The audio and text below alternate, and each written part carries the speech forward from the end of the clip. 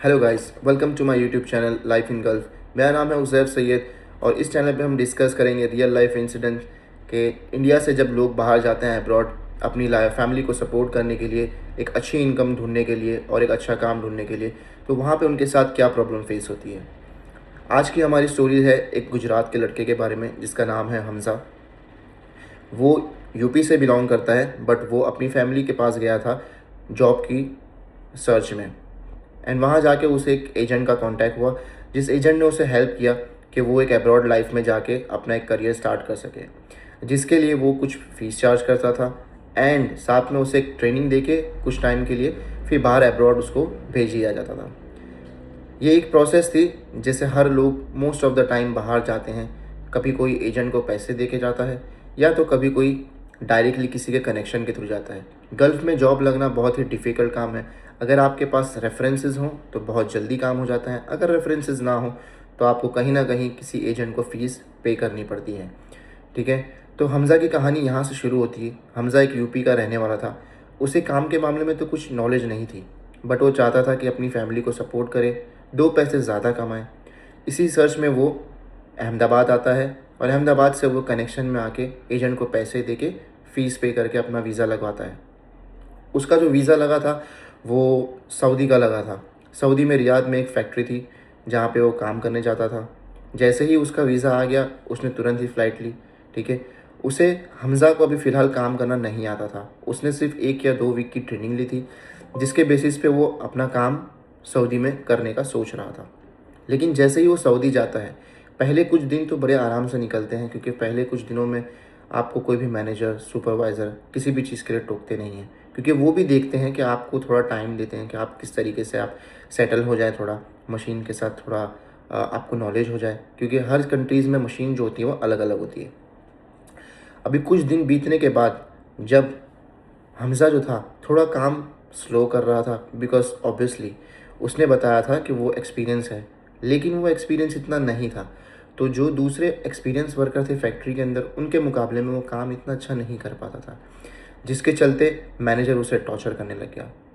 Manager torture इस तरीके से करा करते थे कि तुम्हें काम नहीं आता है, ठीक है, हम तुम्हारी सैलरी कम कर देंगे एंड हम आपको वापस घर भेज देंगे। अब एक ऐसा लड़का हमज़ा जो एक बहुत ही मिडिल क्लास फैमिली से बिलोंग करता है, वो पैसे भर के अपना लाइफ सेटल करने यहाँ आया था। अगर वो रिटर्न चले जाता है तो उसका बहुत नुकसान होगा। ये सोच के हमज़ा बहुत ही टेंशन में आ जाता है और जल्द से जल्द काम सीखने की कोशिश करता है। हमज़ा ने जो लाइफ सोच के आया था इंडिया से कि मैं जाऊँगा, मुझे एक अच्छा रूम मिलेगा, अच्छे लोग मिलेंगे। लोग तो आपको अच्छे मिल जाते हैं बट आपके लिए रहना, खाना अपने घर जैसा कभी नहीं होता। तो हमज़ा की यही चीज़ थी जो हमज़ा को बहुत चुभ रही थी। उसे घर वालों की याद तो हमेशा आती ही है एंड इसी के साथ हमज़ा जो था उसे खाना बनाना बिल्कुल भी नहीं आता था। एंड कंपनी ने उस टाइम आपको जब ऑफ़र लेटर दिया था हमज़ा के लिए, तो बताया था कि आपको खाना कंपनी से दिया जाएगा। बट जब हमज़ा वहाँ पे पहुँचे तो कंपनी ने कहा कि आपको खाना कुछ टाइम बाद दिया जाएगा, हम खाने के बदले में आपको कुछ पैसे दे देंगे, आप उनके उस पैसों से खाना खा सकते हैं। लेकिन हमज़ा के एक्सपेंसेस में बहुत फ़र्क आ गया। हमज़ा को जो सैलरी दी गई थी उसमें से भी हमज़ा का खाने पीने में बहुत खर्चा होता था। यानी कंपनी जो पैसा देती थी उसके अलावा भी हमज़ा को अपनी जेब से पैसे निकालने पड़ते थे। तो 30% ऑफ द सैलरी हमज़ा अपने पास रखता था और बाकी की घर भेज दिया करता था। घर वालों को हमज़ा कभी कुछ नहीं बताता था कि उसके साथ क्या प्रॉब्लम हो रही है। मैनेजर उसे हैरान कर रहा है, मैनेजर बार बार उसे घर भेजने की धमकी दे रहा है। एंड लेकिन हम कहते हैं ना, जब आपके पास अच्छे दोस्त, अच्छे कलीग्स हों जो आपको सपोर्ट कर सकें तो आपके लिए बहुत बेनिफिट होता है। इसी तरह से हमज़ा की बहुत लोगों ने हेल्प की, जो इंडिया से लोग थे, पाकिस्तान से लोग थे, बांग्लादेश से लोग थे। इन्होंने हमज़ा की बहुत हेल्प की ताकि वो जल्द से जल्द काम सीख जाए और मैनेजर उसे हैरान ना करे। इसी तरीके से कुछ महीनों में हमज़ा काम तो सीख गया, लेकिन वो कहते हैं ना, कभी कभी इंसान को अपने गुस्से पे काबू करना होता है। अगर वो अपने गुस्से पे काबू नहीं कर पाता है तो उससे बहुत नुकसान उठाना पड़ता है। यही चीज़ हमज़ा के साथ भी हुई। हमज़ा की एक बार अनबन हो गई किसी चीज़ को लेकर। चीज़ बहुत ही छोटी थी लेकिन ये चीज़ मैनेजर की नज़र में आ गई और जैसे ही मैनेजर ने देखा, मैनेजर ने दोनों को कैबिन में बुलाया और दोनों को पनिशमेंट दी। पनिशमेंट के तौर पे दोनों की एक एक दिन की सैलरी काटी गई, जो कि सही नहीं था बट स्टिल काटी गई। एंड दोनों को रमज़ान की धूप में, कड़कती धूप में, जब रमज़ान के महीने में लोग फास्टिंग करते हैं मुसलमान लोग, एंड ऐसी धूप में हमज़ा ने रोज़ा रखा हुआ था और एक दूसरा इंसान जिससे हमज़ा का अनबन हुई थी वो भी था। इन लोगों को पूरी कड़कती धूप में सफाई कराई गई 1 घंटे तक। हमज़ा बहुत ही थक गया था, लेकिन हमज़ा के पास कोई ऑप्शन नहीं था क्योंकि हमज़ा की भी गलती थी। हमज़ा को थोड़ा कामली मेंटेन करना चाहिए था। अब इसी बात को लेके कुछ दिन बाद ऐसे छोटे मोटे इंसिडेंट हर बार होते रहे। मैनेजर हैरान करता रहा। मैनेजर दो जो लोग जब झगड़ते हैं तो उनका फ़ायदा उठा के जो है एम्प्लॉय को कभी कभी हैरान करने की कोशिश करता रहा। इसी तरीके से एक इंसिडेंट हमज़ा के साथ हुआ। हमज़ा जब भी मशीन पे काम करता था तो बहुत ही सीरियस होकर काम करता था, जैसे कि मशीन के रूल्स एंड रेगुलेशंस फॉलो करना और कभी भी मोबाइल यूज़ ना करना। एक मशीन के ऊपर एक ऑपरेटर एंड एक हेल्पर काम करता था। हमज़ा जो था वो ऑपरेटर था। इसी तरह से हमज़ा काम करता रहा, बट हमज़ा को समहाउ वॉशरूम यूज़ करना था तो वो वॉशरूम चला गया। उसने हेल्पर को बोल के गया, मैं वॉशरूम जा रहा हूँ, मैं जल्द ही वापस आ जाऊँगा। हमज़ा 2 मिनट में वापस तो आ गया, लेकिन हमज़ा के पास उसका मोबाइल नहीं था। यूजुअली हमज़ा क्या करता है, जब वो मशीन पे जाता है तो अपना मोबाइल एक सेफ जगह पे रख देता है ताकि वो उसे एक्सेस ना कर पाए। बट अगर कोई उसे कॉल या मैसेज करने की कोशिश करे तो वो जब अवेलेबल हो तब उसे वो देख सके। लेकिन जब हमज़ा वॉशरूम से लौटा तो उसका मोबाइल वहाँ पे नहीं था। हमज़ा ने बहुत कोशिश की कि वो ढूंढ सके कि कौन उसका मोबाइल लिया है, कोई मस्ती कर रहा हो या किसी ने जानबूझ के ले लिया हो। बट हमज़ा के दिमाग में ये चीज़ नहीं थी कि कोई चोरी कर सकता है। लेकिन फिर भी बहुत लोगों के इंसिस्ट करने पे हमज़ा ने ये सोचा कि ठीक है, मेरा मोबाइल फैक्ट्री में किसी ने चोरी किया है। उसने जाके बात मैनेजर को बताई। मैनेजर ने बहुत लाइट लिया, बट जब 2-3 घंटे बीतने लगे और किसी ने मोबाइल रिटर्न नहीं किया तो हमज़ा ने स्ट्रिक्टली अपने मैनेजर को कहा कि अगर मेरा मोबाइल कल सुबह तक नहीं मिला तो मैं पुलिस में कंप्लेंट कर दूँगा। यही चीज़ सुन के किसी के भी फेस पे या किसी के भी एक्शन में कोई चेंजेस नहीं आया। लेकिन जब हमज़ा घर जाता है बिना मोबाइल के अपनी फैमिली को कनेक्ट नहीं कर पाता है, किसी से बात नहीं कर पाता है, वो अपना दिन आराम से ही ऐसे ही निकाल लेता है और टेंशन में सुबह उठ के वापस से ड्यूटी पे जॉइन करता है। लेकिन जैसे ही वो ड्यूटी पे जाता है, उसका मेंटेनेंस सुपरवाइज़र जो होता है वो उसका फ़ोन उसे कैबिन में बुला के रिटर्न करता है। कहता है कि ये मोबाइल मैंने जो ज़ब्त किया है वो आप मशीन पे चला रहे थे एंड ये आपका वार्निंग लेटर है जो आपको साइन करना है। हमज़ा ने देखा कि ये तो गलत है, ये कैसे पॉसिबल है कि मैं मोबाइल चला रहा था जबकि मैं तो वॉशरूम यूज़ करने गया था। हमज़ा ने फिर भी जो वार्निंग लेटर था उसे चेक किया। वार्निंग लेटर पे साफ साफ लिखा हुआ था कि आप प्रीमाइसिस के अंदर जब मशीन चला रहे थे तब आप मशीन पे मोबाइल यूज़ कर रहे थे एंड ये मोबाइल उस वक्त ज़ब्त किया गया है, तो आपके खिलाफ जो है आपको एक वार्निंग लेटर इशू किया जाता है और आपको साइन करना है। एंड सेकेंड क्लॉज में ये लिखा हुआ था कि ये जो आपने मिस्टेक की है ये फर्स्ट टाइम नहीं, ये थर्ड टाइम थी और ये थर्ड एंड फाइनल वार्निंग है जो कि गलत थी। अब इसी चीज़ को लेके हमज़ा जो था बहुत ही वरीड था कि थर्ड फाइनल वार्निंग के बाद फिर क्या होगा, क्या कंपनी मुझे टर्मिनेट कर देगी। ये सोच के हमज़ा ने उस चीज़ को डिस्कस की कि यहाँ तो फर्स्ट लिखा हुआ है, मेरा तो फर्स्ट टाइम है, बट आपने थर्ड लिख के दिया हुआ है। अगर मैं इस पर साइन ना करूँ, अगर आप इसको चेंज करके दे सके तो मैं शायद साइन कर दूँ। हमज़ा को किसी भी चीज़ में प्रॉब्लम नहीं चाहिए थी कि वो ऑलरेडी बहुत हाईलाइट हो चुका था मैनेजर्स और मैनेजमेंट की नज़र में कि वो प्रॉब्लम क्रिएट करता है, जबकि वो प्रॉब्लम क्रिएट नहीं करता है। एंड हमज़ा ने रिफ्यूज़ कर दिया जब सुपरवाइज़र ने कहा कि मैं इस पेपर को चेंज नहीं करूँगा, आपको इसी पे सिग्नेचर करनी होगी। हमज़ा कोई इंजीनियर या कोई बहुत ही पढ़ा लिखा लड़का नहीं था, बट हमज़ा को ये पता था कि जो चीज़ उसे करने के लिए कही जा रही है वो गलत है। उसने इस चीज़ का अपोज़ किया और मना किया कि मैं ये चीज़ साइन नहीं करूँगा। आप अगर डॉक्यूमेंट अपडेट करके दे सकते हैं कि आपको प्रीमाइसिस में मोबाइल मिला है तो मैं यहाँ पे साइन कर दूँगा, बट ऐसा नहीं हुआ। कुछ देर बाद हमज़ा का एचआर जो एक नेशनल था उसने आया।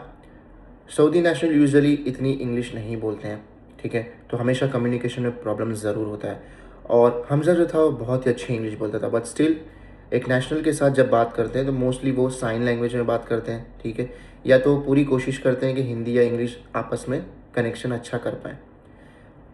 जो एचआर था वो हमज़ा को कहता रहा कि आप यहाँ पे साइन कर दो, मैं रिस्पॉन्सिबिलिटी लेता हूँ कि आपका कोई सैलरी डिडक्ट नहीं होगा ये जस्ट एक फॉर्मेलिटी है, आप इस पे साइन कर दें, इसको एग्जैजरेट ना करें, यानी आप इसको बड़ी बात ना बनाएं। हमज़ा ने कैमरे में इशारा करते हुए कहा कि आई एम नॉट, यानी मैं इस चीज़ के फेवर में नहीं हूँ, बट स्टिल मेरे से फोर्स किया जा रहा है, इसलिए मैं साइन कर रहा हूँ। हमज़ा ने अपने आप को बचाने की कोशिश की कि अगर आगे जाके कोई प्रॉब्लम होती है तो वो साफ साफ कह पाए कि मेरी कोई गलती नहीं थी, मैंने मना किया, बट स्टिल मेरे से ये फोर्सफुली पेपर साइन करवाया गया। ये साइन होने के बाद हमज़ा को पता चलता है कि अगर कोई आपका फ़ोन बिना आपकी परमिशन के ज़ब्त करता है, ठीक है, तो ये एक ऑफेंस है, ये लॉ के अगेंस्ट है और ऐसा नहीं करना चाहिए। बट हमज़ा ने इस बात को इग्नोर किया और ये सोचता रहा कि इट्स ओके, ये पहली बार हुआ है, मैं जाने देता हूँ, क्योंकि मेरे को कंपनी में अपनी जगह बनानी है, एक रेपुटेशन बनानी है, मैं यहाँ काम सीखने आया हूँ, मैं काम करने आया हूँ। हमज़ा ने इस चीज़ को इग्नोर किया, लेकिन ये चीज़ें यहाँ पर रुकनी नहीं शुरू हुई, चीज़ें आगे ज़्यादा बढ़ती गई। जब हमज़ा के पास बहुत सारा काम होता था, ठीक है, हमज़ा बहुत ही अच्छे से सारी रिपोर्ट्स बनाता था, सारा ही प्रोडक्शन मैनेज करता था, लेकिन जो मैनेजर था उस पर थोड़ा ज़्यादा प्रेशर डालता था। यानी कि जैसे दूसरे लोगों का जो भी टारगेट होता था उससे थोड़ा सा ज़्यादा टारगेट वो हमज़ा को दिया करता था, ये कह के कि तुम्हारे पास एक्सपीरियंस ज़्यादा है, तुम बहुत ही अच्छे से काम करते हो, तो मैं तुमसे कुछ ज़्यादा एक्सपेक्ट करता हूँ, और लालच दिया करता था कि वो उसे सुपरवाइज़र बना देगा। अब जो भी एक लड़का जो बहुत ही छोटी फैमिली से आया है, उसके लिए बहुत बड़ी बात होती है कि वो एक ही साल में, 2 ही साल में गल्फ़ जाके एक सुपरवाइज़र की पोजीशन पे आ जाए, जस्ट बिकॉज़ वो एक अच्छी इंग्लिश बोलता है और बहुत ही अच्छे से काम करता है। लेकिन हमज़ा को पता नहीं था कि मैनेजर था उसे इस्तेमाल कर रहा था, उसे एक्सप्लॉइट कर रहा था। और इसी चीज़ को लेके हमज़ा फिर कुछ दिनों बाद चिंतित हो गया, क्योंकि हमज़ा को पता चल गया था कि वो सिर्फ़ उसका फ़ायदा उठा रहा है। जैसे कि नए लोग हमज़ा के पास आते थे, मैनेजर कहता था कि इन्हें काम सिखाओ, और जब वो काम सीख जाते थे तो वो बंदे हमज़ा के साथ इतने अच्छे से नहीं रहते थे, यानी हमज़ा के साथ ना बातचीत बराबर करते थे, ना उसकी कोई हेल्प करते थे। हमज़ा ने सबकी हेल्प की, बट किसी ने हमज़ा की हेल्प नहीं की। सारे लोग इकट्ठा होकर फिर हमज़ा के बारे में कंप्लेन भी किया करते थे, झूठी-झूठी कंप्लेन। और हमज़ा ने इतना ही नहीं, फैक्ट्री के अंदर ही, फैक्ट्री के बाहर जाने के बाद जब हमज़ा घर पे जाता था तभी भी उसके साथ बहुत सारी प्रॉब्लम्स होती थी। जैसे कि जब वो नाइट शिफ्ट में जाए तो जो डे शिफ्ट वाले अपनी शिफ्ट ख़त्म करके घर पे जाते थे, हमज़ा अपने बेड पे नहीं होता था। उसके बेड पे मिट्टी फेंक देना, पत्थर फेंक देना, उसका लैपटॉप जो था वो नीचे ज़मीन पे फेंक देना, और उसकी पानी की बॉटल यूज़ कर लेना। पानी की बॉटल स्पेशली ज़मज़म की मुसलमान यूज़ करते हैं, उसके ज़मज़म के पानी से मतलब वो गायब कर लेना। ऐसी बहुत सारी इंसिडेंट थी, उसके सामान यूज़ करना, पर्सनल चीज़ें यूज़ करना। हमज़ा इस चीज़ को लेके बहुत चिंतित था, उसने बहुत टाइम अपने मैनेजर को इस चीज़ के बारे में बताया भी, एंड मैनेजर ने उससे यही कहा कि हमारे यहाँ पे कैमरा तो लगे हुए नहीं है, आपको इन चीज़ के बारे में खुद ध्यान रखना होगा ताकि आपके साथ ऐसा कुछ ना हो, और लोगों से अपनी थोड़ी बॉन्डिंग अच्छे करो ताकि लोग आपको हैरान ना करें। लेकिन हमज़ा इस चीज़ के फेवर में बिल्कुल भी नहीं था। हमज़ा बहुत ही एग्रेसिव पर्सन का इंसान था, और वो हमेशा ये सोचता था कि बस जो ये सब चीज़ें कर रहा है वो मेरे हाथ में लग जाए, मैं उसे छोड़ूंगा नहीं। और एक दिन ऐसा ही हुआ, हमज़ा ने किसी दिन एक इंसान को पकड़ लिया कि वो उसका सामान बिना पूछे इस्तेमाल कर रहा था, एंड हमज़ा की और उसकी हाथापाई हो गई। सऊदी में हाथापाई करना एक क्राइम है जो कि हमें कभी भी नहीं करना चाहिए, बहुत ही प्रॉब्लम क्रिएट कर सकता है, आपको डिटेंशन मिल सकती है, आपको आपकी कंट्री वापस भेज सकते हैं। बट वो मोमेंट ही ऐसा था कि हमज़ा अपने आप को रोक नहीं पाया, क्योंकि हमज़ा ने ऑलरेडी बहुत सारा लॉस उठा चुका था, हमज़ा की बहुत सारी चीज़ें गायब हो गई थी। एंड इसी चीज़ को लेके बाद में अगले दिन एचआर ने भी, मैनेजर ने भी हमज़ा को वापस से पनिशमेंट दी, और हमज़ा की कुछ दिन की सैलरी काटी गई, एंड हमज़ा को मना किया गया कि आप काम पे नहीं आ सकते। हमज़ा कुछ दिनों के लिए अपने ही रूम पे बैठा रहा, 5 दिन, 4 दिन, 6 दिन, 10 दिन बीत गए, लेकिन हमज़ा को कोई रिस्पॉन्ड नहीं आया। हमज़ा रोज़ लोगों से पूछता रह गया, क्या मैनेजर ने मुझे बोला है काम पे आने के लिए। हमज़ा की सैलरी तो बहुत कम थी, लेकिन हमज़ा इस चीज़ के बारे में चिंतित था कि मेरी सेविंग्स जो है वो ख़त्म हो रही है, अब मैं कैसे अपनी फैमिली को पैसे भेजूँगा नेक्स्ट मंथ, क्योंकि मेरी सैलरी तो अभी आधी आएगी, क्योंकि मैं काम पे ही नहीं गया हूँ। ये चीज़ को सोच के हमज़ा ने वापस अपने मैनेजर को कनेक्ट किया। मैनेजर ने कहा कि मैंने तो आपको 1 या 2 दिन के लिए मना किया था, आप 10 दिन से घर पे क्यों हो, आप ज्वाइन कीजिए। अब हमज़ा बहुत ही शॉक हो जाता है, क्योंकि जब उसने सुपरवाइज़र से पूछा, सुपरवाइज़र ने साफ साफ कहा था कि हमज़ा आपको मैनेजर ने मना किया है आने के लिए, और मैनेजर से उसने बात की है कि प्लीज़ उसके आने दिया जाए, लेकिन फिर भी मैनेजर ने डिनाई किया।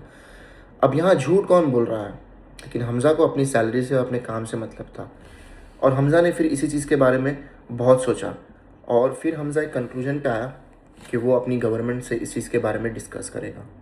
एंड हमज़ा ने गवर्नमेंट से कनेक्ट किया और गवर्नमेंट को सारी चीज़ें बताई कि प्रॉब्लम क्या क्या हो रहा है उसके साथ।